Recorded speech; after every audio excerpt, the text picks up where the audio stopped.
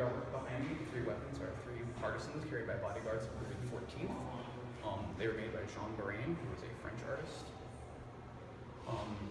They were made, of course, 1670 to 1680, which was the reign of Louis XIV. So, bodyguards are going to need weapons to defend their king. What's very interesting about these is that they're very lush and ornate, which I think symbolizes the excess of Louis XIV's reign and his opinion on fashion, to the point where even the king's bodyguards' weapons had to be chic and fashionable. So it's very, very interesting from both a sense of combat and an artistic sense. This is a double-barrel war pistol made for Emperor Charles V. Both the gunsmith and the Escher were German. It was made about circa 1540 to 1545, which was during the Protestant Reformation in Germany. This is significant because an emperor like Charles wouldn't need a gun when his country was in such a time of religious upheaval.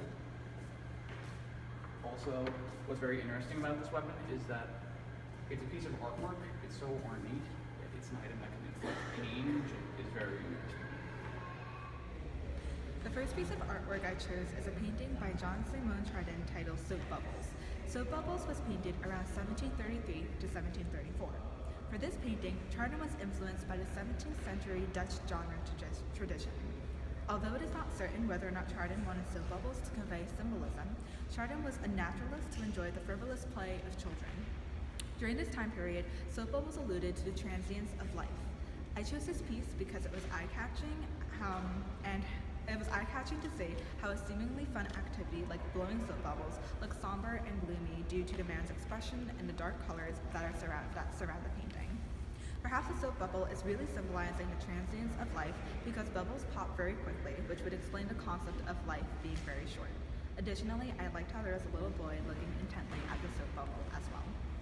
The second piece of artwork I chose was the love letter. Jean-Honoré Fragonard painted the love letter in the early 1770s. Like many paintings in the 1770s, the love letter has a lack of finish. Additionally, the love letter lacks a history and was first presented in a mid-19th century Paris exhibition. Although some might call the love letter a portrait, it is actually a genre scene because Fragonard did not focus on trying to explain the specific attributes of the woman, but on a specific scenario instead. The focus light and the curtain surrounding the painting strengthen the presentation of a scenario. The lady looks elegant with her lace cuffs and heavy makeup as her head is turned. The woman seems to be holding a letter she has written to someone, perhaps her lover, as well as flowers. I was immediately attracted to the brownish tones and how there is a ray of light centered on the woman. I enjoyed the additional details, like the dog. I liked how there was ambiguity towards what the love letter actually says, and I liked the overall simplicity of the painting. The first piece I chose was the pedal harp in the par room. It was manufactured by Renal in Chatelain during the latter half of the 1700s. After speaking to a harpist, I learned that harps were incredibly popular in France, and most of her repertoire included pieces from this era. Harps were a sign of prosperity and wealth in France, and a parlor room wouldn't be complete without one.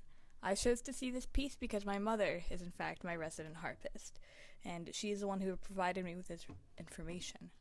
After seeing the harp, I realized that it was quite small compared to a full-sized harp that my mom has, and, unlike my mom's harp, it only has the mechanism to make the note sharp or flat only goes one way. The second piece I chose was Portrait of a Young Man by Pompeo Bettoni. He painted it around 1760 to 1765. It caught my eye because of the symbolism in the background, even though we don't know the man in the foreground. For example, there's a statue of Minerva, the Roman goddess of wisdom, an armillary sphere, a globe made up of metal hoops, and part of Homer's Odyssey. Everything in the portrait was specifically put there to display the wealth and the prestige of the man that commissioned its painting.